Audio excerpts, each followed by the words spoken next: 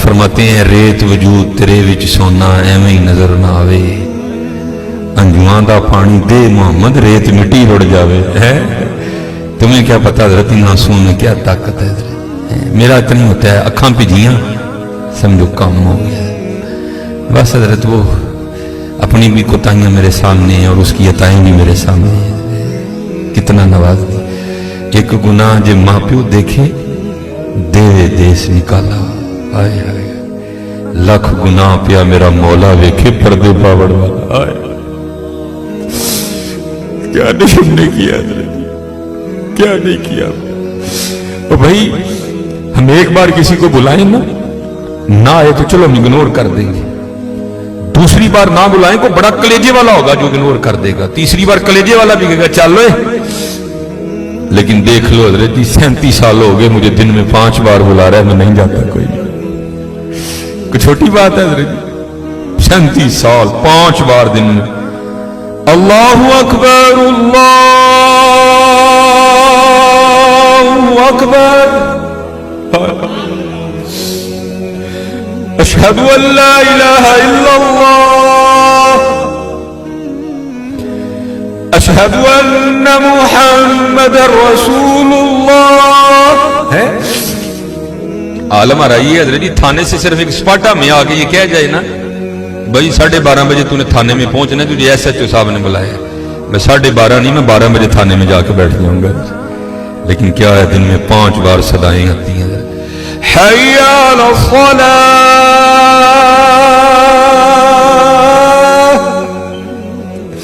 پھر بندہ ہے نا حضرت پھر تھوڑی سی لالچ بھی دے دی ساتھ، حی علی الفلاح،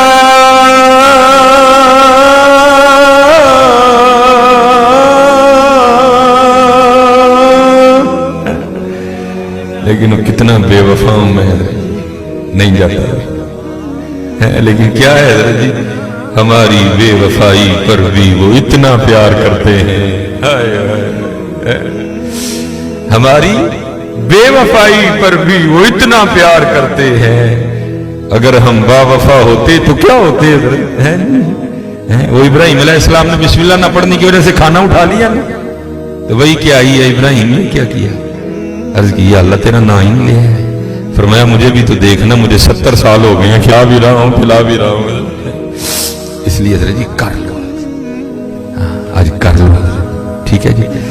اور قربان جاؤں حضرت جی ہماری بے وفائی پر بھی وہ اتنا پیار کرتے ہیں۔ اللہ یہ لکھا ہے امیر المومنین حضرت سیدنا عمر بن خطاب رضی اللہ تعالیٰ آپ کی خدمت میں ایک باپ اور بیٹا ہے، تو آپ کو پتہ ہے جی باپ بیٹے کی شکل ملتی ہے، کسی کی زیادہ ملتی ہے کسی کی تھوڑی ملتی ہے، کئی جگہ ایسے بھی دیکھنے کو ملتا ہے کہ بالکل خو بخو ایک جیسے جس کو فوٹو کاپی کہہ لیں آپ، وہاں بھی کچھ ایسی صورتحال تھی، صرف اتنا تھا کہ بیٹا جوان تھا، داڑھی کالی تھی، باپ بوڑھا ہو چکا تھا، جھریاں آ گئی تھی، داڑھی سفید ہو چکی تھی، شکل یہاں تک کہ امیر المومنین حضرت سیدنا عمر بن خطاب رضی اللہ تعالیٰ عنہ بھی حیران ہوئے بغیر نہیں رہ سکے۔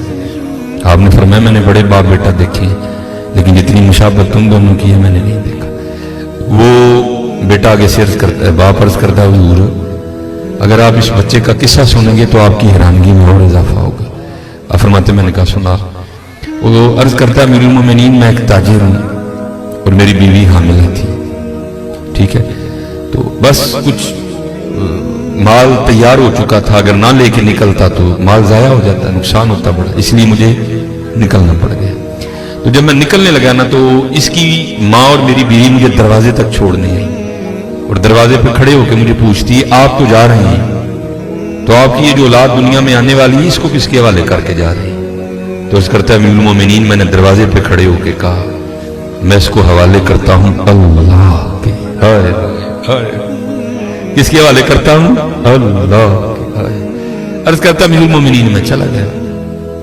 جب وہ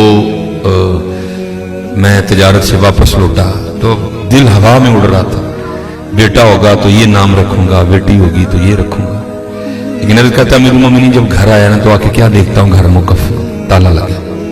میں حیران ہوں میری بیوی کدھر گئی؟ ہمسائے کے دروازے پہ دستک دی، پوچھا بیوی کدھر گئی؟ انہوں نے کہا وہ جب ولادت کا وقت قریب آیا نا تو تیری بیوی درد ذہ کی شدت کو برداشت نہیں کر سکی اور ولادت سے پہلے تیری بیوی کا انتقال ہو گیا. تو ہم نے اس کو دفنا دیا. ایک شخص ساتھ گیا، جا کر اس نے قبر کی نشاندہی کی، میں نے فاتحہ خوانی کی، سال ثواب کیا. تو میں گھر آ گیا. جو رات اپنی چارپائی پہ لیٹا نا تو دل بڑا بے چین ہوا. دل چاہا کہ پھر بیوی کی قبر پہ جا کے نا میں فاتحہ خوانی کروں.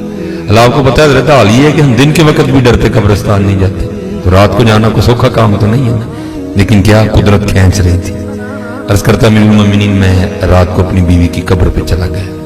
جب گیا نا جا کے کیا دیکھتا ہوں، قبر سے شعلہ روشن ہے، آگ نکل رہی ہے. میں بڑا حیران ہوا، یہ تو بڑی سوم و صلات کی پابند تھی، اس کی قبر میں آگ کیوں لگ گئی؟ ارادہ کیا قبر کھول کے دیکھوں گا.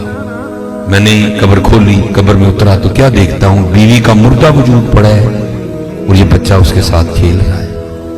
میں بڑا حیران ہوں، یہ کیا ہے؟ میں نے بچے کو سینے سے لگایا، قبر سے باہر نکلا تو غیب سے آواز کی آتی، بندے تو نے دروازے پہ کھڑے ہو کے کہا تھا میں دنیا میں اپنی آنے والی سولاد کو حوالے کرتا ہوں اللہ کے. ہمارے حوالے کر کے جا گیا تھا اس لیے زندہ دے رہے ہیں، بیوی ہمارے حوالے کر کے جاتا وہ بھی تجھے زندہ ہی دینی تھی.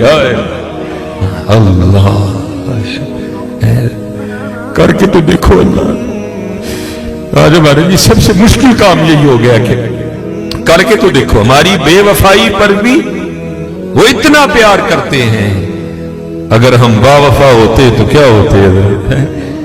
اب میں ایک آصف صاحب نے کہا اس کے بعد میں اب آپ کو یہ بھی بتاؤں وفا کرنے والوں نے کیا. میں نے کہا نا ہمارے لیے تو یہ 4 بال بڑے مشکل ہیں. کبھی آپ نے ذرا آج تک سنا آپ کو کوئی بندہ ملا ہو جس نے یہ کہا ہو جناب یہ داڑھی کے بالوں کی وجہ سے میری گردن میں درد نکل آئی ہے؟ موبائل ہر بندے کی جیب میں 1.5 کلو کہہ رہے ہیں، لیکن یہ 4 بال ہم سے نہیں رکھے جاتے. اب سنو ڈھیر لگا. میں ایک ہی بات آصف صاحب نے کہا ہے میں سنا کے بابا صاحب آپ فرماتے ہیں، کیونکہ آپ فرماتے ہیں میں مرید ہونے کے لیے نا یہ ماشاءاللہ عرس بھی جاری ہے. سلطان الہند حضرت خواجہ معین الدین چشتی اجمیری رحمۃ اللہ تعالی آپ فرماتے بیعت ہونے کے لیے میں پہلے خواجہ صاحب کی بارگاہ میں گیا تھا. کہتے جب خواجہ صاحب کی بارگاہ میں گیا نا تو کہتے جب اللہ والوں کی مجلس میں جاؤ تو دلوں کو کنٹرول میں رکھو، یہ دلوں کے جاسوس ہوتے ہیں، یہ دلوں کے خیالات کو پکڑ لیا کرتے ہیں. کہتے جب حضرت کی بارگاہ میں گیا نا، یہ دیکھیں نا کرسی ہے، یہ پیچھے ٹیک ہے، لیکن حضرت کسی کرسی پہ نہیں بیٹھے تھے، آپ ایک درخت کے ساتھ ٹیک لگا کے بیٹھے تھے جو خشک ہو چکا تھا اور کٹ بھی گیا تھا، تنا ہی رہ گیا ہوا تھا، خشک ہو گیا ہوا تھا. کہتے جب میں حضرت کی بارگاہ میں گیا نا تو دل میں خیال آیا اللہ ہے بھائی چنگا ولی درخت نہ ٹیک لائے تو درخت خشک رہے، ایک ایسا ولی ہے. کہتے جب میں حضرت کی بارگاہ میں بیٹھا نا تو آپ نے درخت پہ نظر ڈالا تو سر سبز و شاداب ہو گیا، ٹہنیاں نکل آئی، پھل پڑ گیا. کہتے پھر حضرت نے نظر ڈالی، خشک ہو گیا. 2-3 بار حضرت نے اسی طرح کیا. تو کہتے ہیں پھر مجھے مخاطب کر کے فرمانے لگے فرید وہ تو فقیری کرنا ہے کہ رب نہ لڑائی لینا ہے. کہتے میں نے عرض کی حضور کیا ہوا؟ کہتے اگر اس کی مرضی ہے خشک رہے تو نے ضرور اس کو ہرا کرنا ہے. کہتے پھر حضرت نے مجھے کہا جا کتب کے پاس تیری خبر لے، تیرا فیض وہاں ہے.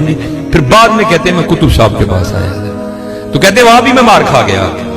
کہتے وہاں کیا ہوا؟ کیونکہ میں نے تو کتب صاحب کو نہیں دیکھا تھا. کہتے میں جب دلی پہنچا نا تب دلی اتنی آباد نہیں تھی ابھی. کہتے میں نے وہاں جا کے نا پوچھا، میں نے کہا بھائی یہاں قطب الدین ہے کوئی، تو میں نے ان سے ملنا ہے. تو بچے کھیل رہے تھے اور کتب صاحب کھڑے ان کا کھیل دیکھ رہے تھے اور کتب صاحب کے بالکل جوان، کیونکہ کتب صاحب کا 39 سال کی عمر میں مثال ہو گیا تھا. تو بچے جوان تھے، بچے کھیل رہے تھے، کتب صاحب دیکھ رہے. لوگوں نے کہا جناب وہ کتب صاحب کھڑے ہیں. کہتے پھر مارا گیا. دل میں خیال ہے اللہ ہے بھائی پیر لبا لیکن لبا منڈائی. بابا صاحب کی بڑی عمر تھی اس وقت. کہتے میں نے کہا پیر لبا لیکن لبا منڈائی. کہتے ہیں کتب صاحب نے اپنی وہ کٹیا میں چلے گئے. کہتے میں باہر جا کے کھڑا ہو گیا. کہتے جب کتب صاحب باہر آئے نا تو داڑھی سفید ہو چکی تھی اور بوڑھے ہو چکے تھے. کہتے فرید ہوں تیرا پیر ہوں دے لائق ہویا کہ نہیں ہوا؟ کہتے میں قدموں میں گر گیا. میں نے کہا معافی نہ کر. مجھے مخاطب کر کے کہتے ہیں فرید تجھے عمر سے کیا لگے، تجھے دکان سے کیا لگے، تجھے تو سودے سے قرض ہونی چاہیے، سودا نہ ملے پھر تیرا اعتراض بنتا ہے. تجھے عمروں سے کیا لگے بھائی؟ بے نیازیاں بادشاہ کی. چاہے تو پنگوڑے میں حضرت عیسیٰ علیہ السلام اعلان کر دے انی عبداللہ آتانی الکتاب وجعلنی نبیا. अगर वो चाहे तो महबूब करीम अपने अपने पालने में लेट के जनाब अपनी उंगली के इशारे से चांद को इधर उधर घुमाए हैं। बादशाह की बेनियाजी है हजरत, जो चाहे सो करे। उम्रों पे क्या लिखा है हजरत है? तो कहते फिर कुतुब साहब ने ना मुझे सैरो सियाहत का हुक्म दिया, फिर मैं फरीद सैरो सियाहत करूं। कहते मैं सैर करता करता ना एक इलाके में पहुंचा, तो मैंने वहां जाके पूछा यहाँ को मर्द है? तो उन्होंने कहा भाई इतने तो कोई नहीं है, वो सामने जो पहाड़ है ना उसके ऊपर एक गार है, वहां रहता है एक मर्द। कहते मैंने बड़ा जोखम उठाया, मैं पहाड़ की चोटी पे गया। कहते जब गार के मुंह पे पहुंचा ना तो वहां जाके क्या देखता हूं, एक टांग कटी पड़ी है गार के मुंह पे, गोश्त पोस्ट नहीं कोई, टांग ही कटी है बस। कहते हैं मैं खैर गार में गया, चलो ये मैं बात सुनाता नहीं हूं अक्सर लेकिन चलो सुना देता हूं। कहते हजरत उठे और उन्होंने ना मुझे अपने सीने से लगाया और फरमाते फैज का ये आलम था, मेरे कपड़े जल गए। हजरत ने जल्दी से अपनी चादर मेरे ऊपर उड़ाई और मुखातब कर कहते फरीद ये इस तरह के 7 ਉਹਦੇ इश्क के भांबड़ मेरे सीने च बलते ने भी तेन तो एक ही दिता है। 7 ਉਹਦੇ इश्क के भांबड़ मेरे सीने च बलन डे ने, तेन तो एक ही दिता है, तेरे को भी नहीं बर्दाश्त हो। बहरहाल कहते हैं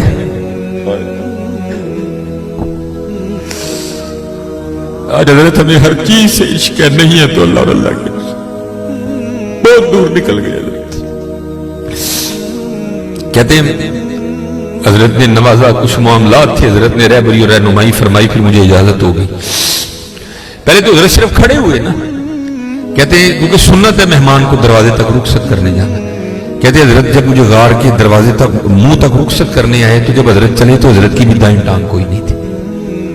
कहते मैं बड़ा हैरान हुआ, एक टांग गार के मुंह पे कटी है, हजरत की भी एक टांग कोई नहीं, ये क्या मामला है?